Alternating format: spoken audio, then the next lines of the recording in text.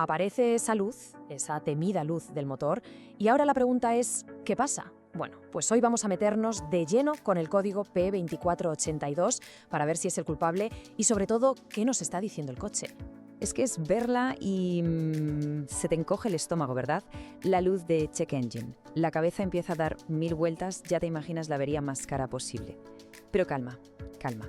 Antes de ponernos en lo peor, vamos a respirar hondo y a entender qué está pasando de verdad. Porque muchas veces esa luz es simplemente un mensajero. El coche nos quiere decir algo muy concreto. Y hoy todo apunta a que podría ser el código P2482. Venga, vamos a descifrar ese mensaje. Vale, para empezar por el principio, ¿qué significa esta alerta? ¿Qué es este código? Para ir a la raíz del asunto, nada como la definición técnica.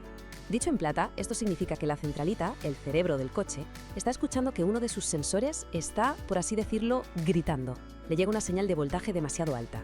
Y cuando dice banco 1, sensor 5, nos está dando la dirección exacta. Es en el lado del motor donde está el cilindro número 1 y el chivato es el quinto sensor de esa línea. Así de específico. Claro, la EQ, que es súper lista, ve ese dato y dice, oye, aquí algo no cuadra. Y como medida de protección, ¿qué hace? Primero, enciende el aviso, la luz del motor. Y segundo, que esto ya es más serio, puede activar el modo de emergencia. Y esto sí que se nota, ¿eh? De repente, el coche parece que no tira, como si le faltara el aire. Una sensación bastante desagradable, la verdad. Muy bien, ya tenemos el qué, una señal demasiado alta. Ahora vamos con el quién. Para entender bien este fallo, tenemos que conocer al protagonista de esta historia, el sensor EGT número 5. A ver, para que nos entendamos todos, este sensor EGT es básicamente un termómetro. Pero no uno cualquiera, ¿eh? Es un termómetro de altísima precisión colocado en el escape.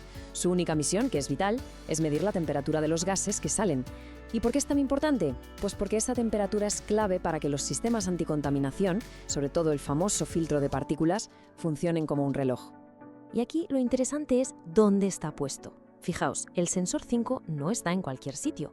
Está colocado justo después de dos piezas clave, el catalizador y el filtro de partículas. Su lectura es como un control de calidad. Le dice a la centralita, oye, ¿todo en orden por aquí? ¿La temperatura es la correcta? Esto es fundamental, sobre todo cuando el filtro de partículas hace su regeneración, que es como si se autolimpiara con mucho calor. Vale, ya sabemos qué es y dónde vive. Ahora la pregunta del millón. ¿Por qué falla? Vamos a ponernos en modo detective y a ver quiénes son los sospechosos habituales. Pues mira, la experiencia en el taller es un grado y nos dice que la lista de sospechosos es bastante clara. Lo más normal es que sea el propio sensor, que sea estropeado y ya está. También puede ser algo tan tonto como un cable roto o incluso derretido por el calorazo que hay ahí abajo. A veces son los conectores, que están sueltos, con óxido o mojados. Y ya, en casos súper raros, podría ser la propia centralita. Pero esto último es muy poco probable. O sea, que el mensaje es clarísimo. Antes de volverse locos pensando en averías carísimas, hay que mirar a los dos culpables más obvios, el sensor en sí y los cables que le llegan. El 90% de las veces el problema está ahí, no hay más. Y para no tirar el dinero cambiando piezas a lo loco, es absolutamente fundamental ser metódico. Hay que hacer un buen diagnóstico, paso a paso, como un verdadero detective de la mecánica. Este es el protocolo que seguiría cualquier buen profesional, ¿vale? Se empieza por lo más básico. Mirar, con los ojos bien abiertos. Se ve un cable quemado, un conector medio suelto, después ya se sacan las herramientas. Con un multímetro se comprueba que la electricidad llega bien. Y si todo eso está correcto, entonces se mide la resistencia del propio sensor. Es un proceso de ir descartando, de lo fácil a lo difícil. Y aquí, ojo, porque viene una de esas frases que valen oro, una lección de taller. Uno de los errores más frecuentes es cambiar el sensor sin revisar antes el cableado o los conectores. Esto es la clave de todo.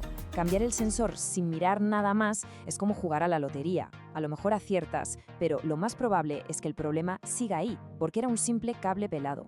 La moraleja es muy sencilla.